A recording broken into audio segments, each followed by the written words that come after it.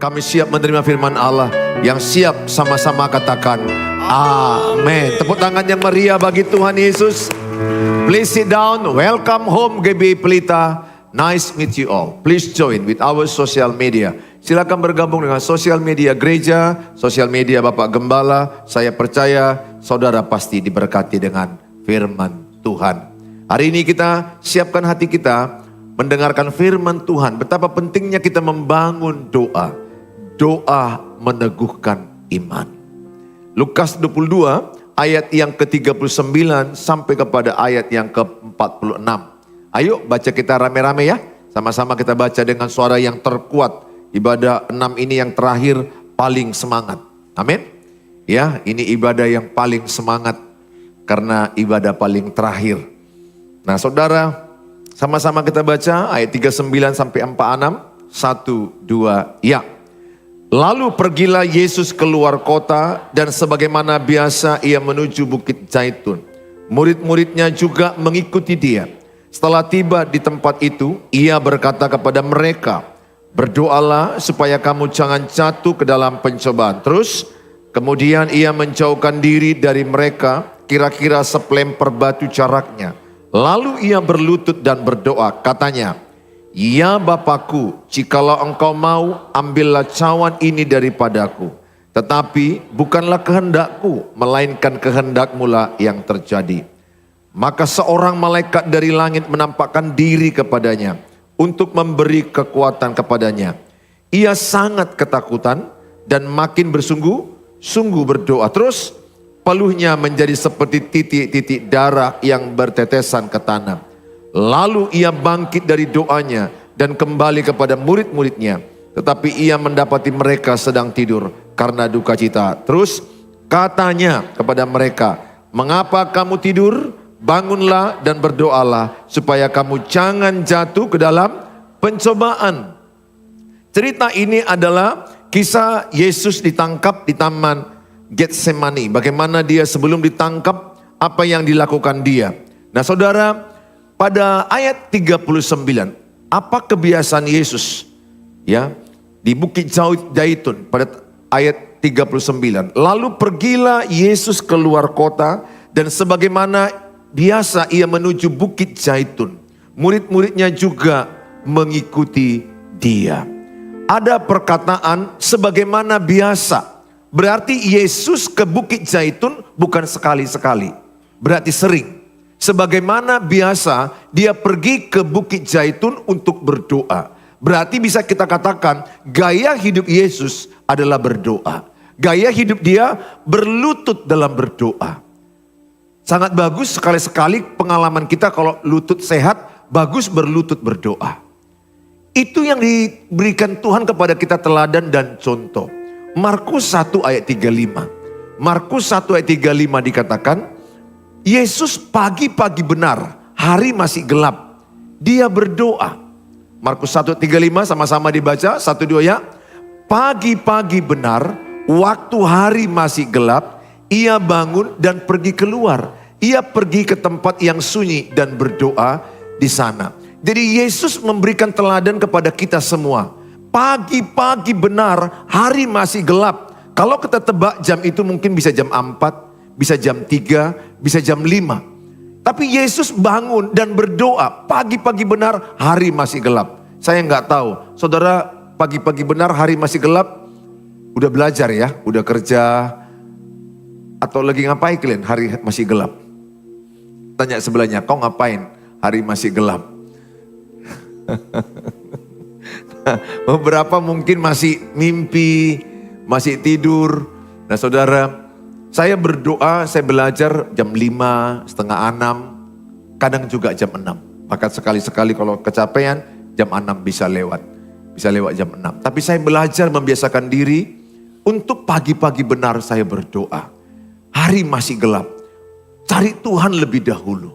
Itu yang diberikan Tuhan teladan kepada kita. Karena begini, poin yang pertama. Pada poin yang pertama saudara, pencobaan tak pernah sirna. Lukas 22 ayat 40 dikatakan. Setelah tiba di tempat itu ia berkata kepada mereka, berdoalah supaya kamu jangan jatuh ke dalam pencobaan. Berdoalah supaya kamu jangan jatuh ke dalam pencobaan. Maksud Tuhan Yesus, berjaga-jagalah, bangunlah. Karena iblis 1 Petrus 5 Bang, ayat yang ke-8, coba kita lihat 1 Petrus 5 ayat yang ke-8. Sangat penting kita berjaga-jaga. Sadarlah dan berjaga-jagalah. Lawanmu si iblis berjalan keliling sama seperti singa. Bukan singa ya, iblis bukan singa. Seperti singa. Tapi Tuhan Yesus adalah singa dari Yehuda. Itu ada lagunya, dialah singa dari Yehuda. Nah, Yesus dilambangkan singa dari Yehuda. Seperti berjalan keliling seperti singa yang mengaum-ngaum dan mencari orang yang dapat ditelannya. Yesus mengajak kita pada hari ini untuk membiasakan berdoa. Bangun budaya berdoa. Doa itu menguatkan iman kita. Doa itu meneguhkan iman kita. Supaya engkau jangan jatuh ke dalam pencobaan. Saya sebagai hamba Tuhan menyampaikan kepada saudara bahwa selama hidup pencobaanmu tidak pernah selesai. Tidak pernah pencobaanmu akan habis. Masalah akan ada seumur hidup kita. Selagi masih tinggal di dunia ini, masalah pasti ada. Oleh karena itu, berjaga-jaga, bangun dirimu dengan doa. Mana tahu tiba-tiba ada masalah yang berat, tapi engkau sudah punya pondasi doa. Sehingga dengan doa itu imanmu diteguhkan, imanmu dikuatkan. Saudara yang saya kasihi, ketika saudara selesai satu masalahmu, jangan langsung, wah masalahku sudah siap. Wah langsung bahagia sekali. Perhatikan. Seminggu lagi ada masalah baru. Sebulan lagi ada masalah baru. Maksud Tuhan Yesus, selama di dunia ini engkau akan ada masalah. Adakah di antara saudara yang rindu tidak punya masalah? Biar kita doakan. Aduh, selamat malam. Mana tahu ada di antara saudara, Pak Pendeta, aku rindu tidak punya masalah lagi. Udah capek aku Pak Pendeta punya masalah. Maka malam ini kita doakan dia supaya pulang ke rumah Bapa di sorga. Bilang sebelahnya, hanya orang mati yang tidak punya masalah. Selagi engkau hidup, pasti ada masalah. Bagaimana cara menghadapinya? Makanya kita membangun doa. Bukan saat ada masalah aja kita berdoa. Saat tidak punya masalah pun berdoa. Kalau Daniel 3 kali sehari berdoa. Kalau Daud 7 kali sehari dia berdoa. Rasul Paulus mengatakan, berdoalah senantiasa, setiap waktu, setiap saat. Terlebih kalau engkau udah letih. Kalau engkau sudah capek mental. Terlebih kalau engkau sudah begitu lelah menghadapi masalah. Matius 11 ayat 28 berkata, marilah kepadaku yang letih, yang lesu, yang berbeban berat, aku akan berikan kelegaan kepadamu. Saya merasakan, kalau saya datang ke hadirat Tuhan, ada kekuatan baru. Ingat, Tuhan tidak menjanjikan hidup tanpa masalah. Tuhan tidak menjanjikan hidup mudah. Tapi Tuhan menjanjikan penyertaannya yang luar biasa. Ibrani 13 ayat 5 berkata, aku sekali-kali tidak pernah meninggalkan engkau. Itu pegang. Apapun masalahmu, apapun masalahku, pegang janji Tuhan. Dia tidak pernah meninggalkan kita. Kadang-kadang ada banyak orang merasa sendiri menghadapi masalah. Adakah di ruangan ini yang merasa sendirian menghadapi hidup? Hati-hati loh, lonely, kesepian. Merasa sendiri menghadapi hidup ini. Lama-lama stres. Tapi sadarilah sebenarnya engkau tidak pernah sendiri. Karena Ibrani 13 ayat 5 berkata, aku sekali-kali tidak pernah meninggalkanmu. Kadang-kadang kita berkata, aku sendiri menghadapinya. Aku sendiri menghadapinya. No way. Engkau tidak pernah sendiri. He is Immanuel. Dia adalah Allah yang menyertaimu. 24 jam sehari ada dia dalam hatimu. Ingat, Yesus dalam wujud fisik itu di sorga. Tapi Yesus dalam wujud roh di hatimu, yaitu Roh Kudus. Roh Kudus yang di hatimu itu adalah Tuhan. Sama, Tuhan yang di hatimu dengan Tuhan yang di sorga sama. Allah Bapa, Allah Anak duduk sebelah kanan Allah Bapa, dan Allah Roh Kudus di hatimu. Jadi Allah yang di hatimu dengan Allah yang di sorga itu sama. Sehingga sadari engkau tidak pernah sendirian menghadapi masalah. Dia hanya butuh engkau berdoa. Doa itu kan napas, nepes. Doa itu adalah bernapas. Coba kalau kita nggak bernapas, kita akan mati. Coba kalau kita nggak berdoa, rohani kita pun mati. Kalau rohani kita mati, lama-lama kita juga akan mengalami kematian jiwa, kematian fisik. Maka saya mengajak sama saudara, bangun doamu. Pagi-pagi hari, berdoa. Saya tidak katakan harus 1 jam. Kalau budayakan saya 20 menit, 30 menit saya berdoa. Kemudian saya baca firman 40 menit. 30 menit, 40 menit. Saya 1 jam setiap pagi. Saya melatih diri saya. Karena aku tahu ada masalah tiba-tiba siang hari.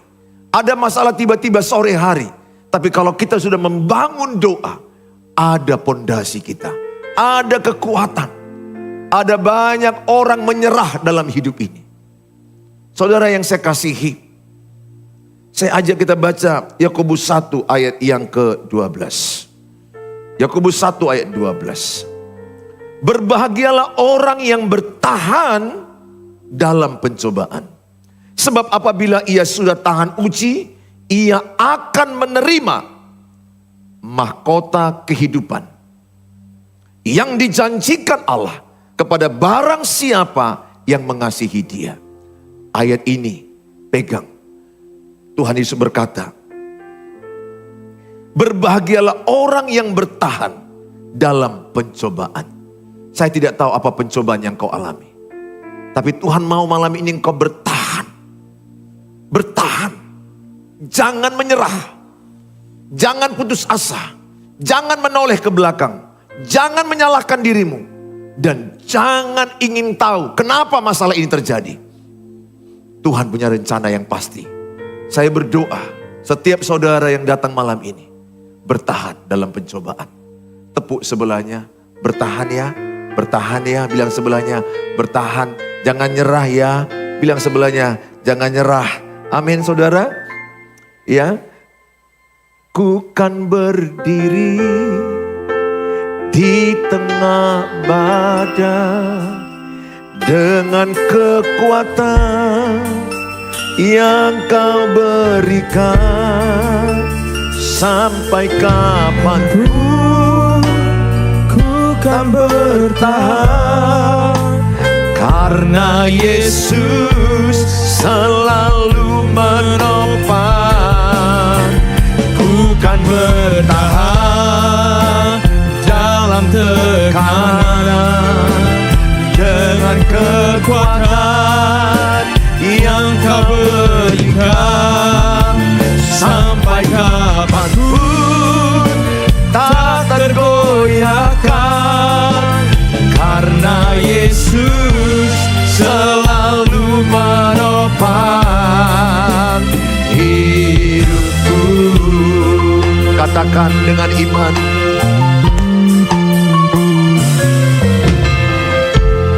Engkaulah perisaiku saat badai hidup menerpaku. Firman-Mu di dalamku terangkan jiwaku. Ku kan berdiri di tengah badai dengan kekuatan yang kau berikan. Sampai kapanpun ku kan bertahan, karena Yesus selalu menopang. Ku kan bertahan dalam tekanan dengan kekuatan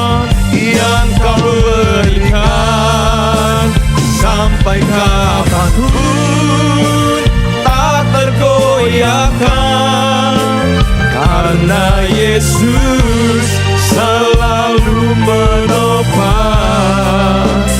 hidupku. Ya, saya rindu semua kalian bertahan. Aku tahu ada masalah yang berat yang kalian alami. Ada cobaan-cobaan yang berat. Tos kiri kanan, bertahan ya. Bilang sebelahnya, bertahan. Amin. Ya, jangan nyerah. Kalau engkau tidak menyerah, pasti ada kemenangan. Apa beda pencobaan dengan pengujian? Pencobaan itu dari iblis. Pengujian dari Tuhan. Pencobaan itu negatif. Pengujian itu dari Tuhan positif. Pencobaan itu menjatuhkanmu. Pengujian itu membangunkanmu, menaikkanmu. Sekali lagi sama-sama coba. Apa beda pencobaan dengan pengujian? Ingat, Tuhan tidak mencobai dan tidak dicobai. Jadi pencobaan itu dari keinginanmu dan dari iblis. Tuhan tidak memberikan pencobaan. Pencobaan itu dari iblis. Pengujian dari siapa? Dari Tuhan. Pencobaan itu negatif. Pengujian positif. Pencobaan itu menghancurkan, ingin menurunkanmu. Tapi pengujian untuk apa? Membangunkanmu, menaikkanmu. Makanya ada ujian SD naik SMP. Ujian SMP sampai SMA. Dan kalau ujian ada kata-kata lagi sedang ujian. Betul? Ada di sekolahmu kalau ujian dulu itu? Apalagi ujian nasional terakhir kan? Lagi sedang ujian. Lagi sedang ujian semuanya diam. Kadangkala pun Tuhan diam samamu. Mana ada guru mengajari jawaban. Ketika engkau gak sanggup menjawab soal ujian, baru guru bilang, yang mana kau gak tahu? Yang mana kau gak tahu? Nomor 5 Pak, yang ini C. Gak ada. Guru pun apa? Diam. Ada kalanya ketika engkau masalah, Bapa di sorga pun diam. Gak langsung menjawab. Kenapa? Karena kau sedang ujian. Bilang sebelahnya, lagi ujian. Lagi sedang ujian. Tenang. Lagi sedang ujian. Mungkin engkau berkata, Bapak mana jawabannya? Tuhan bilang apa? Lagi sedang ujian. Cepatlah Tuhan, aku udah gak kuat, aku udah gak tahan, matilah aku kayak gini Tuhan. Lagi sedang ujian. Pernahkah di antaramu sampai sepertinya tergeletak? Tuhan mana jawabannya? Tuhan aku udah gak kuat, aku gak sanggup, matilah aku kalau begini, matilah aku Tuhan. Tuhan diam aja. Lagi sedang ujian. Yesus di Taman Getsemani. Getsemani itu artinya adalah peremukan atau penghancuran buah zaitun yang menghasilkan minyak zaitun. 2006 saya udah ke sana. Di Taman Getsemani itu ada buah zaitun. Ada pokok zaitun. Dan diperas dan menghasilkan minyak yang sangat mahal dan berarti. Untuk kesehatan. Untuk makanan. Sangat digunakan. Jadi arti Getsemani adalah peremukan. Penghancuran. Makanya setiap kita punya Getsemani. Ada masanya engkau remuk hidupmu. Ada masanya engkau mengalami masalah yang bertubi-tubi. Ada masanya engkau akan mengalami titik terendah hidupmu. Sampai kau terduduk. Bahkan engkau diizinkan hanya nangis. Mungkin kematian ayah. Gak lama lagi kematian ibu. Gak lama lagi mungkin masalah sekolahmu. Uang kuliah tidak ada. Gak lama lagi juga masalah pertemananmu yang menyakitimu. Bertubi-tubi kau terduduk. Pasti akan terjadi kepada satu orang. Setiap orang pasti ada titik terendah hidupnya. Engkau merasa begitu rendah. Hopeless, tidak ada pengharapan. Peristiwa itu seperti yang dialami Yesus di Taman Getsemani. Di poin yang kedua, di balik pencobaan ada kehendak Tuhan. Ada rencana Tuhan dalam hidupmu. Lukas 22 ayat 42. Ya Bapa, ya Bapakku, jikalau engkau mau, ambillah cawan ini daripadaku. Tetapi bukanlah kehendakku yang, melainkan kehendak-Mu lah yang terjadi. Ini doa Yesus 3 kali di Taman Getsemani. Diulanginya. Apa arti cawan? Penderitaan. Dia berkata, Bapa, kalau bisa penderitaan ini cabut. Jangan kau alami masalah ini. Tapi kehendak-Mu lah yang jadi. Saudara dengar. Ketika kematian ayah. Saya kematian ayah tahun 86. Saya masih ingat. Saya pernah berpikir kenapa kami kematian ayah. Masih SMP adikku, aku SMA kelas 1. Saya merasa kenapa harus kami alami. Kematian itu tidak mudah. Saya yakin masalah yang tersedih salah satu adalah kehilangan orang yang dicintai. Salah satu oleh karena kematian. Kadang-kadang masalah itu di luar dugaanmu. Sama Yesus. Di tengah masalah yang berat, dia berlutut. Contoh teladan Yesus. Kalau engkau tidak tahu cara lagi menghadapi masalahmu, datang ke Bapa. Dia punya cara samamu. Yakin, cara Bapa lebih hebat menanganimu. Kadang-kadang engkau melihat buta, blind. Sama kayak seperti Yusuf. Masuk ke sumur, dia hanya lihat tembok. Masuk ke penjara, dia hanya lihat tembok. 13 tahun. 13 tahun, dia tidak tahu akhirnya jadi apa. Kalau dia tahu akhirnya kan enak. Cup, nanti misalnya ini malaikat kasih tahu sama si Yusuf. Cup, nanti kau mau dijual saudaramu. Dan kau nanti masuk sumur jadinya. Setelah itu kan Cup, nanti kau akan dibeli Potifar. Baru kan Cup, istrinya itu bernafsu kali sama kau nanti. Dan kemudian kau dipitnah, masuklah kau penjara. Nanti kan Cup itu 13 tahun. Setelah itu kan Cup, kau akan seorang Perdana Menteri di Mesir. Nomor 2 setelah Firaun. Engkau orang hebat mengatur bangsa-bangsa. Nggak tahu si Yusuf itu. Dia hanya taat sehari demi sehari dia berdoa. Dia percaya, dia melayani. Di penjara dia melayani, melayani. Bekerja dengan baik. Di tengah masalah yang dialami dia, Yusuf tidak mengeluh. Jauhkan dari lidah kita mengeluh. Mengeluh itu adalah tidak percaya Tuhan menolong dia.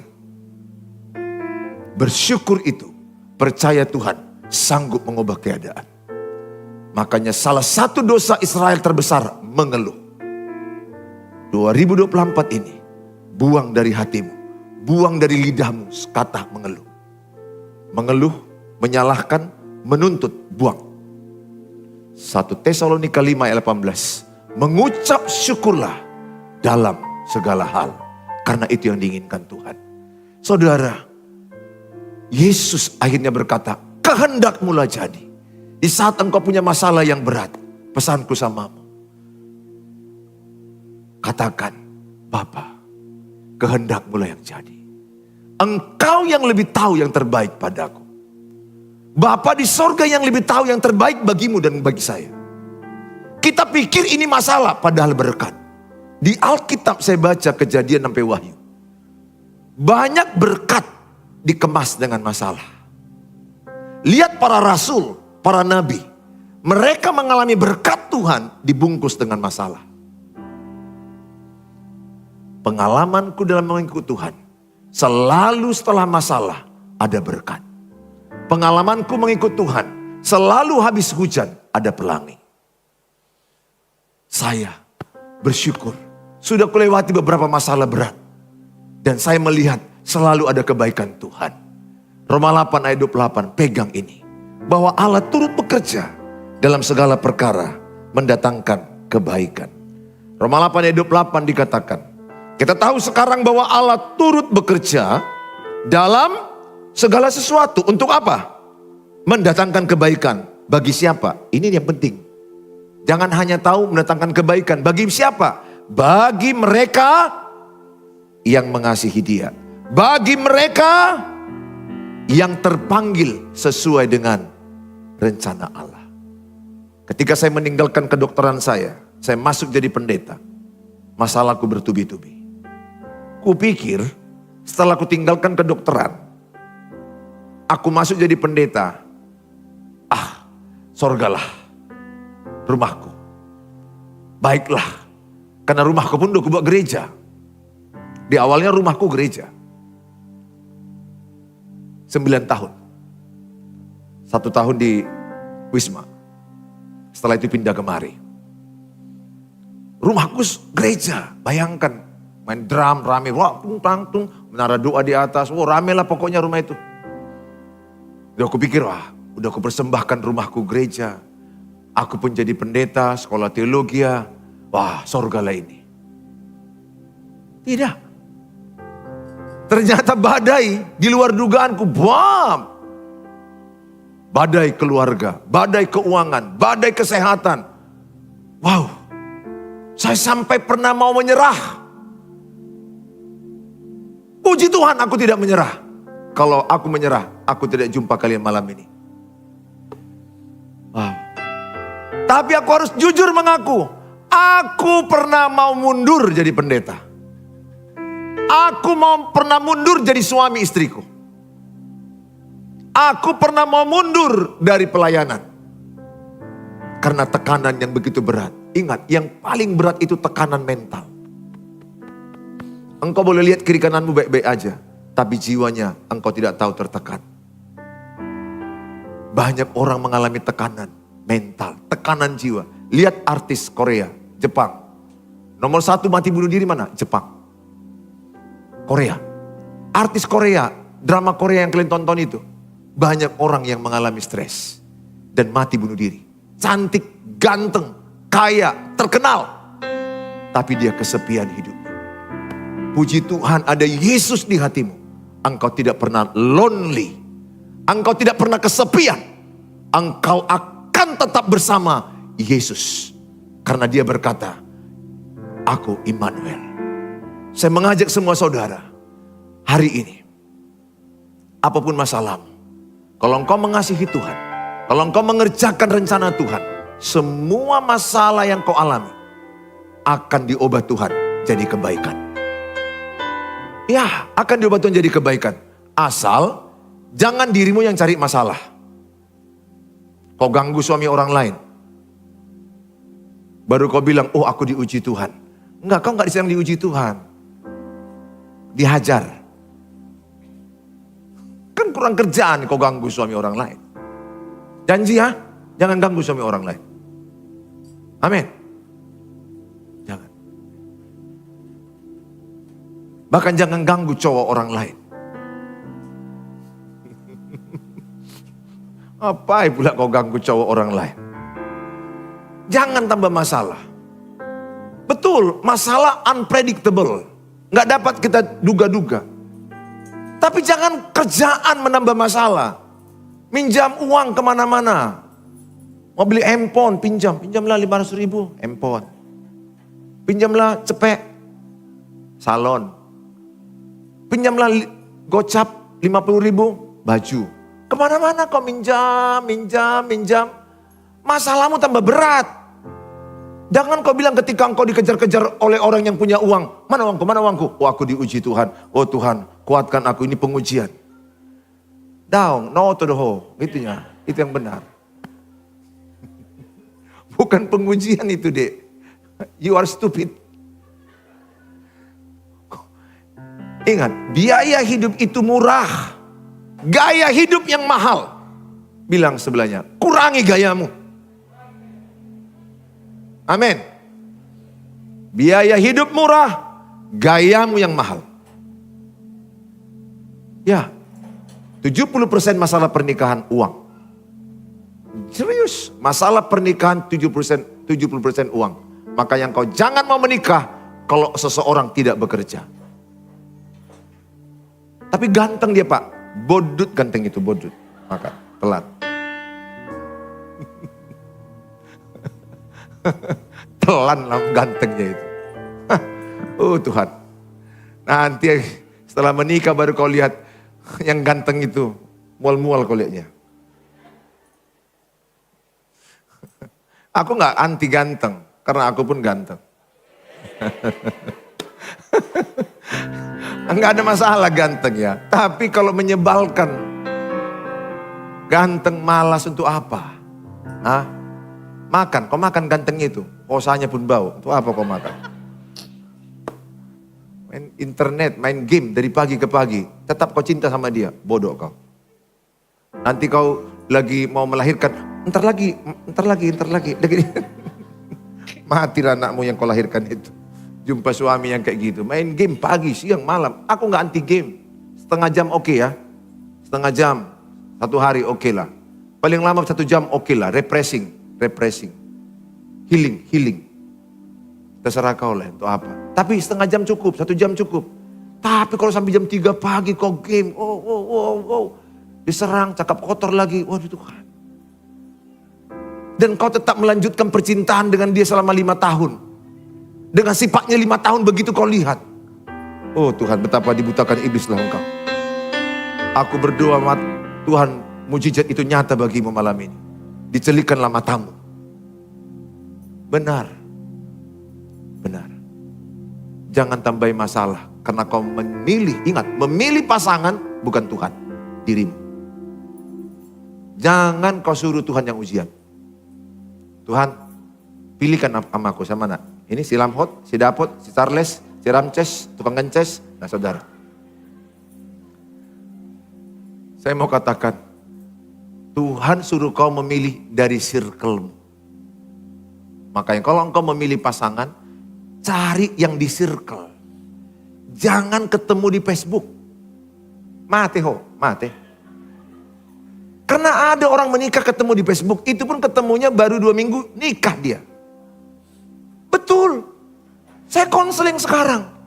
Kasihan aku lihat perempuan ini. Yang laki-laki ini, wow.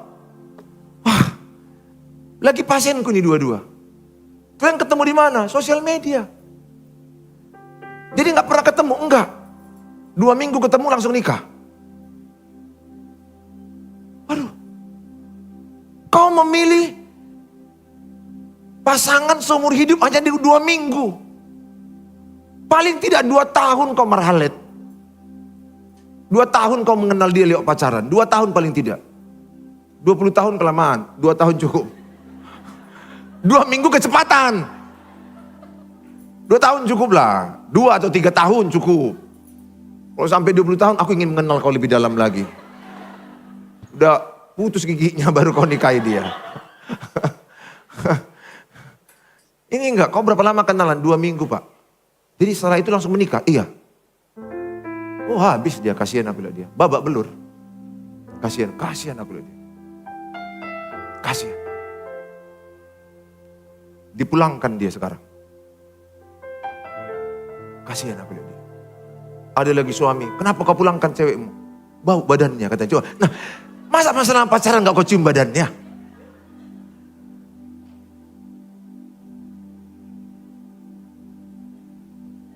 Ya. Tolong dulu. Bantu sebelum itu, bau gak badannya? Cium. Kasihan aku lihat dia. Aduh, aku jumpai. Yang satu ini pendeta lagi. Bau kali badan istriku pak, bang katanya. Karena adik kelasku dia kan. Ya, adikanku dia pendetaan. Bau kali bang badan istriku. Jadi gimana? Aku pulangkan dia. Aduh Tuhan. Kan banyak tawas, Rexona. Rendam pakai siri kan bisa tahu. Apa? Kenapa tuh? Yang kedua juga sama. Yang kedua juga betul, serius saya. Karena ada orang memang sok pede tapi bau kali badannya ada. Ada yang begitu, bantu dia. Gak sadar dia itu, gak sadar. Kau harus berdoa, ampunlah dia Bapak karena dia tidak tahu apa yang dia perbuatnya. Dia gak tahu. Ini serius, saya lagi tangani ini. Saya tangani, aduh Tuhan, udah mati saya. Kasihan aku, 2 minggu soalnya dia kenalan. Ya, 2 tahun atau 3 tahun. Baru kau menikah. Kau itu cocok lah. Saudara, itu mengurangi persoalan. Saya berdoa, setiap saudara. Bangun doa pagi, bangun doamu.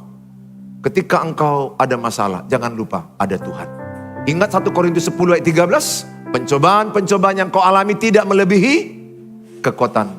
Pencobaan-pencobaan yang kau alami tidak melebihi kekuatanmu. Artinya engkau lebih kuat dari masalahmu. Katakan, saya lebih kuat dari masalahku. Saya lebih kuat dari masalahmu. Bilang sebelahnya, engkau lebih kuat dari masalahmu. Itu janji Tuhan. 1 Korintus 10 ayat 13. Dan di baris terakhir, pada waktu kamu dicobai, Ia akan memberikan kepadamu jalan keluar. Sehingga kamu dapat menanggungnya. Tuhan udah menggaransi, apapun masalahmu, sudah ada jalan keluarnya. Asal kau tidak menyerah, pasti ada jalan keluar. Tidak ada ujian yang tidak ada jawaban. Lucu guru kasih ujian kita semua. Kita gak tahu semua, tanya sama gurunya. Aku pun gak tahu. Ya ngapain ujian? Ujian pasti ada jawabannya. Jawabannya adalah Yohanes 14 ayat 6. Akulah jalan, akulah kebenaran, akulah hidup. Apapun masalahmu, jawabannya Yesus. Tepuk tangan bagi Tuhan Yesus.